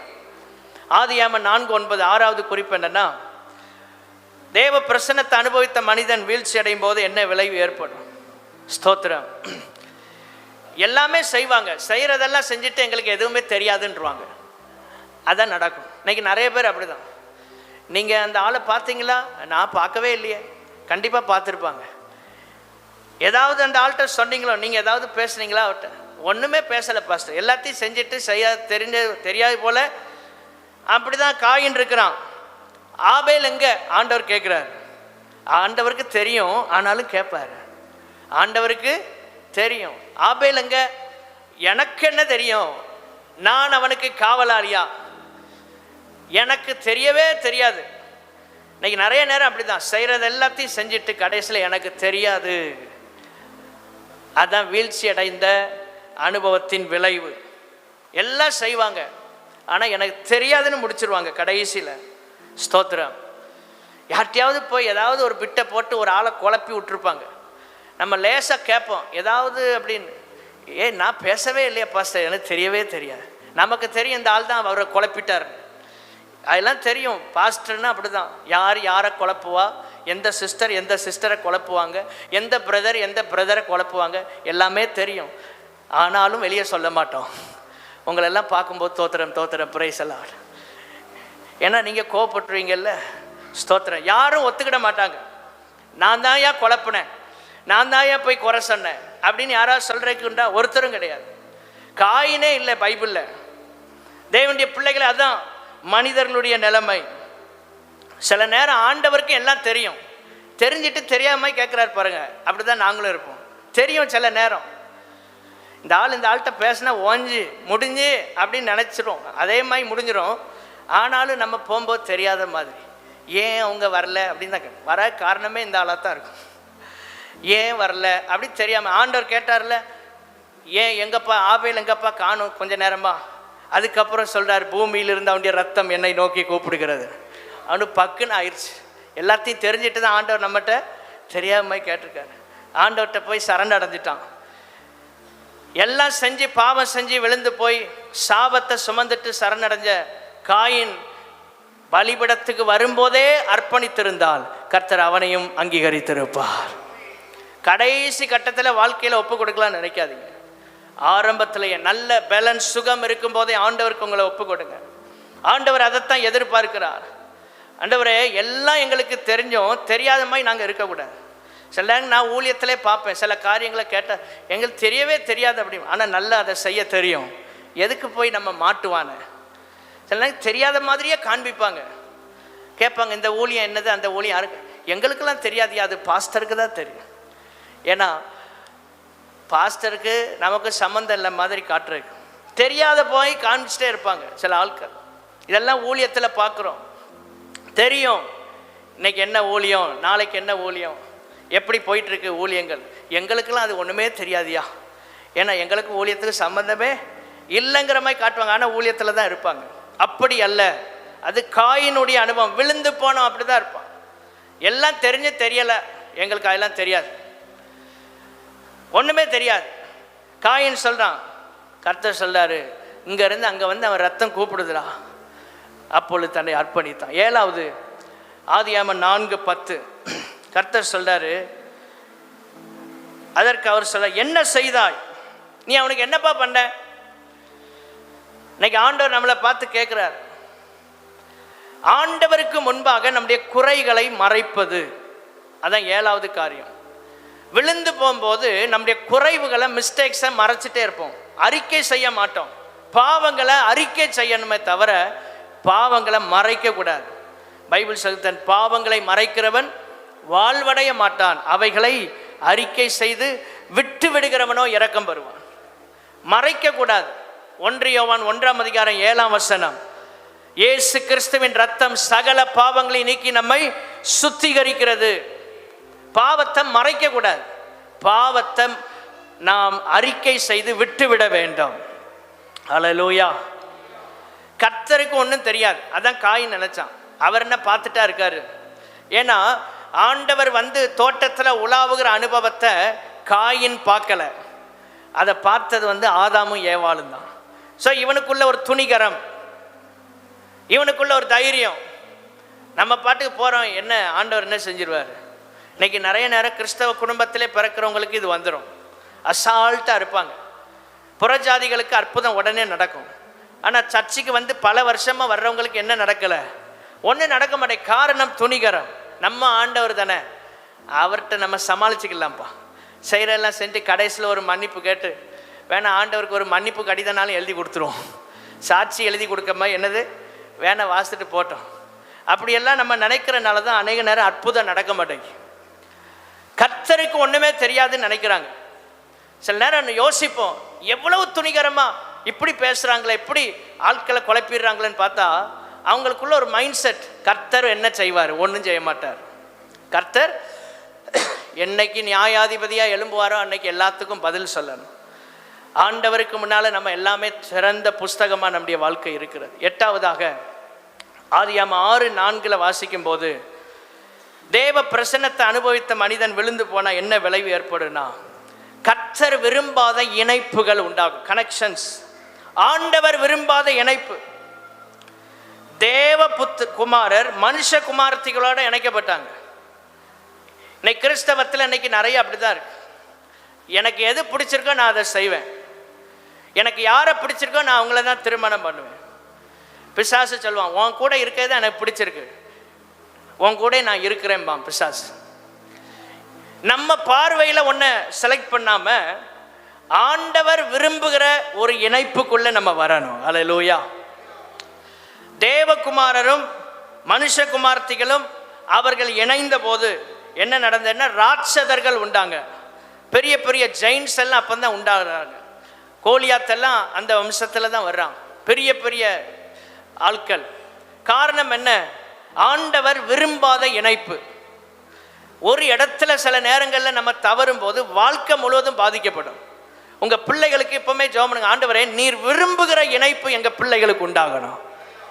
என் படிப்புக்கு ஏற்ற மாதிரி இருக்குது, என் மைண்ட் செட்டுக்கு ஏற்ற மாதிரி இருக்குது, கடைசியில் வாழ்க்கையே நரகமாக போயிடும். ஆண்டவர் விரும்புகிற இணைப்பு நம்ம வாழ்க்கையில் இருக்கணும். ஸ்தோத்திரம். அவிசுவாசிகளோட இணைத்திருவாங்க. நல்லா படிச்சிருக்காங்க பாஸ்டர், நல்ல அழகு இருக்கு, ரட்சிக்கப்பட்டிருக்காங்களா, நல்ல ஆவிக்குரிய சபைக்கு போகிறாங்களா, அதெல்லாம் பார்க்கறது இல்லை. இன்னைக்கு நாங்கள் மாற்றிடுவோம். நாங்கள் பிசாசு சொல்லுவோம், உன்னையே நான் மாத்திரம் பாரு. இன்னைக்கு நிறைய பேருடைய வீழ்ச்சி இதில் தான் இருக்குது.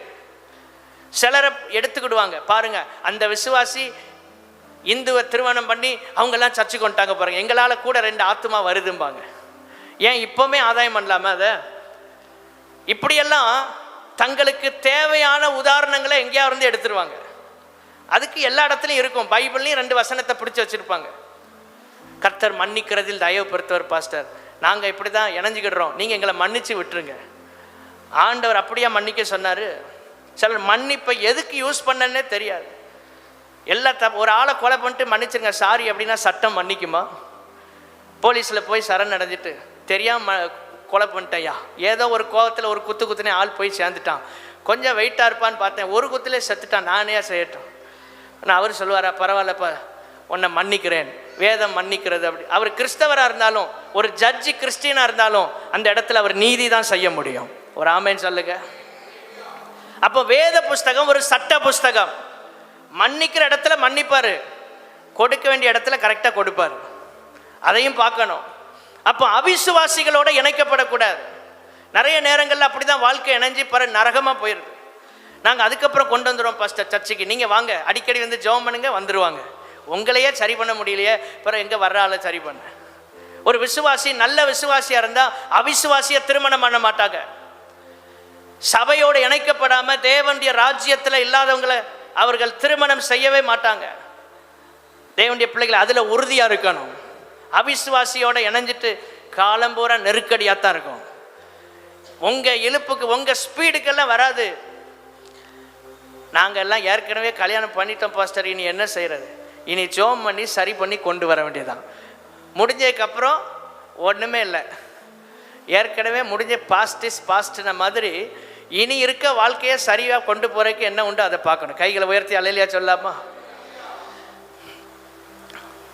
ஒரு குடும்பத்தில் பிரச்சனை வந்தபோது அவங்க சொன்னாங்க, அந்த ஃபேமிலி சொன்னாங்க, உங்கள் சர்ச்சில் ஒரு முக்கியமான ஊழியத்தில் இருக்காராம, சங்கீதம்லாம் வாசிப்பாரா?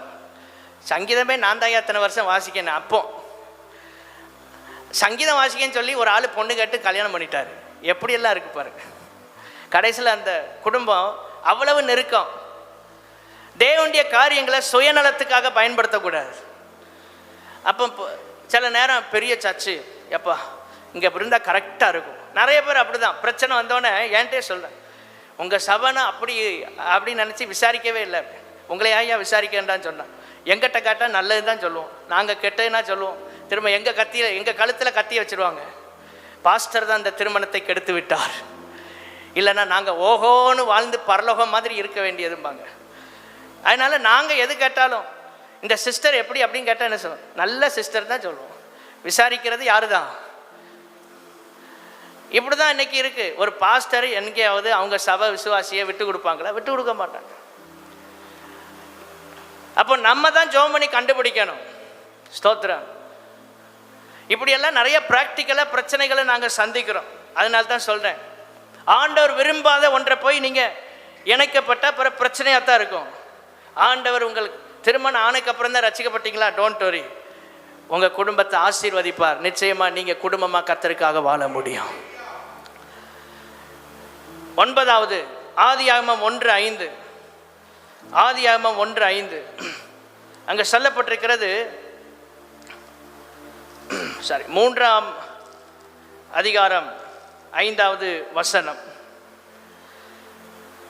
இதை புசிக்கும் நாளில் உங்கள் கண்கள் திறக்கப்படும். ஸ்தோத்திரம். ஒரு தவறான சிந்தனையை உருவாக்கிட்டான். தேவனுடைய பிரசன்னத்தை விட்டு ஒரு மனிதன் விலகும் போது தவறான சிந்தனைகள் உருவாயிரும், தவறான எண்ணங்கள் உருவாகிவிடும். ஸ்தோத்திரம். இதை நாம் வேதத்திலே பார்க்கிறோம். ஆண்டவர் மேலே தப்பான எண்ணம், இங்கே காயினுக்கு ஆபேல் மேல் ஒரு தவறான எண்ணம். ஸ்தோத்திரம். ஏன் ஆண்டவர் ஏன் பலியை அங்கீகரிக்கலை? ஆதியாகமம் 4ஆம் அதிகாரம் 5ஆம் வசனம் 4:5 பாருங்க. அவனுக்குள்ள ஒரு தவறான சிந்தனை வருகிறது. ஏன் என்னுடைய பலியை கர்த்தர் அங்கீகரிக்கிறார்? இவன் என்ன பண்ணியிருக்கணும்? ஆண்டவர்கிட்ட போய் கேட்டிருக்கணும். சில நேரம் ஆண்டவர்கிட்ட கேட்க வேண்டிய கேள்வியை பாஸ்டர்கிட்ட கேட்டால் நாங்கள் நீங்கள் செய்வோம். ஆண்டவர்கிட்ட கேட்க வேண்டிய கேள்வியை போய் புருஷன்கிட்ட சட்டையை பிடிச்சா அவர் என்ன செய்வார்? எனக்கே ஒன்றும் தெரியாது. ஆண்டவர்கிட்ட போய் கேள்வி. ஆண்டவர்கிட்ட கேட்கிற கேள்வியை ஆண்டவர்கிட்ட தான் கேட்கணும். ஒரு அல்லேலூயா சொல்லாமா? இவன் போய் ஆண்டவர்கிட்ட கேட்டிருக்கணும். ஏன் ஆண்டவரை ஏன் பலியை நீர் அங்கீகரிக்கவில்லை? அங்கீகரித்தது கர்த்தர். அப்போ கேட்க வேண்டியது அவரை பார்த்து கேட்கணும். ஆண்டவர்கிட்ட கேள்வி கேட்க உரிமை இல்லை. அப்படியே கேட்கணும்னு விருப்பப்பட்ட அவர்கிட்ட தான் என்ன செய்யணும்? கேட்கணும். அதனால எரிச்சல். இன்னைக்கு நிறைய நேரங்களில் மற்றவங்க மேலே எரிச்சல் வருது. அப்போ ஆண்டவருடைய பிரசன்னத்தை நீங்கள் உணர முடியாது. ஸ்தோத்திரம். சரி, நான் பார்க்குறேன், நல்லா பேசுவாங்க, திடீர்னு பார்த்தா எட்டியே பார்க்க மாட்டேன், போயிட்டே இருக்கும் வண்டி. ஏதோ ஒரு எரிச்சல். வீட்டையா பிரச்சனையா, வீட்டம்மா பிரச்சனையா, ஒன்றுமே தெரியாது. எல்லா பிரச்சனையும் யார் தான் மாட்டுவா? பாஸ்டர் தான் மாட்டுவார். ஒரு ஊழியக்காரனுக்கு 4 பக்கமும் அடி விழும். ஒரு மத்தளத்துக்கு எத்தனை பக்கம் அடி? 2 பக்கம்தான் அடி. எங்களுக்கு 4 பக்கம் அடி விழும். உங்கள் வீட்டில் சாப்பாடு இல்லாட்டாலும் எங்களை தான் திட்டுவாங்க.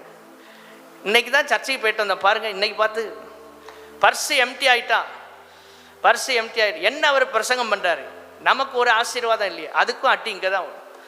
ஊழியக்காரங்கிறது சாதாரணது இல்லை. 4 பக்கம் அடி வரும். சிலர் அதனால்தான் முழு நேர ஊழியத்துக்கே வர்றதில்லை. இதெல்லாம் பார்த்துட்டு பேசாமல் நிம்மதியாக சர்ச்சில் ஒரு ஊழியத்தை பார்த்து போயிட்டே இருக்கும். அழைப்பு இருந்தாலும் உள்ளே இறங்க மாட்டேங்கும். காரணம் இதெல்லாம் நமக்கு ஒத்து வராது. அழைப்பு இருந்தால் இறங்கிருங்க, இறங்கலைன்னா ஆபத்து தான். ஒரு அல்லேலூயா சொல்லலாமா? 10வது கடைசி ஆதியாகமம் 1:6. தேவ பிரசன்னத்தை அனுபவிக்கிற மனுஷன் வீழ்ச்சி அடைந்து என்ன ஆகும்னா மனஸ்தாபம், கர்த்தரை மனஸ்தாபப்படுத்துகிற அனுபவம் வரும். ஆண்டவரை கஷ்டப்படுத்திட்டே இருப்போம். சவுலை பார்த்து ஆண்டவர் சொல்லாரு, நீ துன்பப்படுத்துகிற இயேசு நானே. அப்போஸ்தலர் 9ஆம் அதிகாரத்தில் இருக்கு. நம்ம செய்யறது பேசுறதெல்லாம் ஆண்டவரை கஷ்டப்படுத்துற மாதிரி, ஆண்டவரை விசனப்படுத்துறதா இருக்கணும். அப்படி இருந்தா தேவனுடைய பிள்ளைகளை நம்ம விழுந்து போயிருக்கிறோம்னு அர்த்தம். நீங்க பேசுறது ஆண்டவரை ஹர்ட் பண்ணுதான். ஸ்தோத்திரம். நீங்க செயல்கள், ஒரு காரியத்தை செஞ்சுட்டு செய்யலை, ஊழியத்தை செய்யலைன்னா நீங்கள் யாரை விசனப்படுத்துறீங்க? கர்த்தரை விசனப்படுத்துறீங்க, பாஸ்டரை அல்ல. நம்ம நினைப்போம் நிறைய காரியங்கள் பாஸ்டருக்கு பாடம் புகட்டணும், இவருக்கு உரைக்கணும், அதனால நம்ம இதெல்லாம் செய்யக்கூடாது.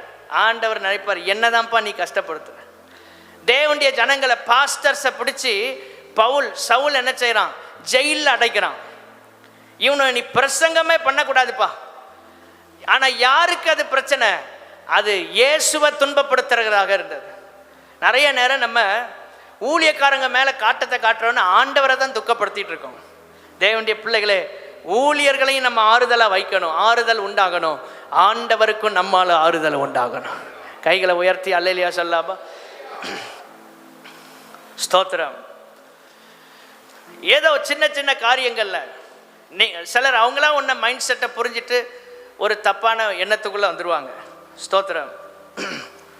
அவர் பார்க்கலல்ல, அவர் வரலல்ல, அவர் சந்திக்கலல்ல, அவர் உண்மை கேட்கலையே பாருங்க, அப்போ நான் சர்ச்சைக்கு வர்றேனான்னு பாருங்க. அவருக்கு பாடம் புகட்டும். அது யாரை விசனப்படுத்துறது? கர்த்தரை விசனப்படுத்து. சர்ச்சைக்கு வராதனால யாருக்கு பாதிப்பு? நமக்கு தான் பாதிப்பு. அநேக நேரங்கள் அப்படிதான். ஏதோ ஒன்று ஊழியக்காரங்க மேலே வருத்தம் வரும்போது எல்லாத்தையும் ஸ்டாப் பண்ணிடுவாங்க. நான் பார்க்குறேன் ஊழியத்தில் நல்லா செய்கிறத ஒழுங்காக செய்ய மாட்டாங்க, யாருக்கு மாறாக செஞ்சு விட்டு போயிடுவாங்க. திருத்தட்டுமே பார்ப்போம், திரும்ப சரி பண்ணட்டும், கேட்கட்டும், அவர் நம்மகிட்ட வந்து வாங்குவாங்கன்னு வாங்கிடும். நான் நினைப்பேன், நம்மளா போய் ஏன் மாட்டுவானே, சத்தமே காட்டாமல் உட்காந்து. நம்ம பாலிசி கொஞ்சம் வித்தியாசமாக தான் இருக்கும். எந்த அளவுக்கு வீம்பு பிடிக்க விட்டுருணும், அதுக்கப்புறம் ஒரு நாள் தன்னால் வரும். ஆண்டவரே ஸ்தோத்திரம். அன்னைக்கு தலையில் கை வச்சு ஆசீர்வச்சிடணும். ஒரு அல்லேலூயா சொல்லாமா? விட்டு பிடிக்கணும். சில நேரம் விட்டுறணும். ஆண்டவர் தான் கற்றுக் கொடுத்தார். வீம்பு பிடிக்காங்களா? சில ஆட்கள் செய்கிறத ஒழுங்காக செய்ய மாட்டாங்க, வேணுக்குன்னே. நம்ம மேலே ஒரு கசப்பு இருக்கும், ஒன்றுமே சொல்லியிருக்க மாட்டோம்.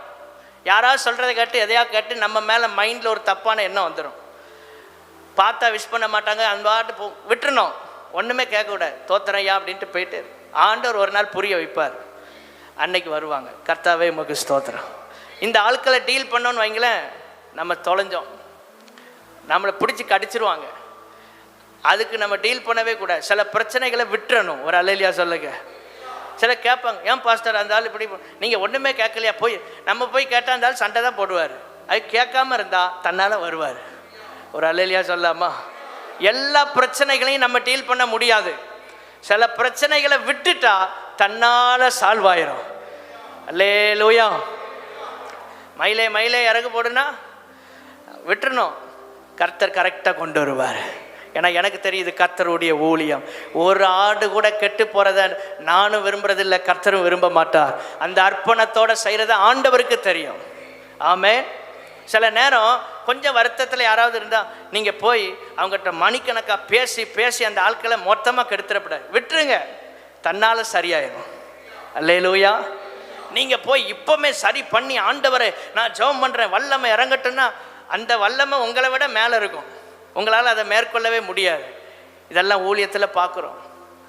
எதையும் எடுப்பில் எடுத்தோன்னா எல்லாம் அவுட்டு, ஃப்ரீயாக விட்டுறணும், தன்னால் வரும். ஆமே. நான் ஒன்று சொல்ல, எங்கே போனாலும் தேவ சமூகத்துக்கு ஒரு நாள் வந்து தான் ஆகணும். தேவ சமூகத்தை விட்டு விலகி போன யாராக இருந்தாலும் சரி ஒரு நாள் என்ன செய்வாங்க? வருவாங்க. எத்தனை பேர் விசுவாசிக்கிறீங்க? நம்ம ஜெபம் பண்ணிகிட்டே இருக்கணும். ஆண்டவர் சொன்னால் பேசணும், இல்லைன்னா அமைதியாக ஜெபம் பண்ணணும். கர்த்தர் ஒரு நாள் கொண்டு வருவார். ஆத்ம பாரத்தில் நீங்கள் உடஞ்சிடக்கூடாது. ஐயோ அந்த ஆள் இல்லாமல் எனக்கு தூக்கமே வரலையே, அப்போ சம்திங் ராங் நம்மகிட்ட இருக்கு. ஒரு ஆள் ஒரு விசுவாசி வரலன்னா ஏன் உங்களுக்கு தூக்கம் வர மாட்டேங்க? கர்த்தர் அவரை கொண்டு வருவார். நீங்கள் நிம்மதியாக தூங்குங்க. ஆண்டவரை விட ரொம்ப பாரம். இயேசுநாதரையே மிஞ்சிருவாங்க. அவரே ஒரு முறை தான் சிலுவையில் அடிக்கப்பட்டு ஜீவனை கொடுத்து உயிர் தெளிந்து போயிட்டார். இவங்க தினமும் நம்ம செத்தாலும் பரவாயில்லன்னு நினைப்பாங்க. அநேக நேரம் ப்ரெஷர், சுகர், நிறைய பேருக்கு வியாதி. காரணம் என்ன? எல்லாத்தையும் தலையில் வச்சுக்கிட்டு ஆண்டவரை விட பெரிய பாரம். ஆண்டவரை இன்னைக்கு இந்த ஆத்மாவை தொடலைன்னா நான் இன்னைக்கு உயிரே விட்டுருவேன். ஆண்டவர் பார்ப்பார், என்ன செய்ய இந்த ஆளை? ஒன்றும் செய்ய முடியாது. இப்படியெல்லாம் ஆண்டவர்கிட்ட போய் நீங்கள் பார்கெயின் பண்ணக்கூடாது. அவருக்கு தெரியும் எல்லாரையும் ஒரு டைமில் கர்த்தர் தொடுவார். யாரை எங்கே தொடணுமோ அங்கே என்ன செய்வார்? தொடுவார். நீங்கள் ரிலாக்ஸாக இருங்க, ஜெபம் பண்ணுங்க. ஆத்ம பாரம் தேவைதான், அழுக தேவைதான். அதே நேரத்தில் ஆண்டவருக்கு மேலே என்ன செஞ்சிடக்கூடாது? வந்துடக்கூடாது. ஆண்டவருக்கு மேலே வந்துடக்கூடாது. அதுதான் பிரச்சனை. இன்னைக்கு நிறைய நேரம் அப்படி தான். ஆண்டவரை விட பாரம் ரொம்ப வந்துட்டுனா அநேக நேரம் நம்ம விழுந்து போயிடுவோம். கர்த்தர் நமக்கு இன்னைக்கு ஆண்டவர் பேசுகிற வார்த்தை, திரும்ப முதல்ல சொன்னதை சொல்லி முடிக்கிறேன். நீங்களும் நானும் கர்த்தருக்காக செய்கிற ஊழியத்தை விட நம்முடைய வாழ்க்கை கர்த்தருக்கு முக்கியமானது. எல்லாரும் இருக்கிற இடத்துல எழுந்து நின்று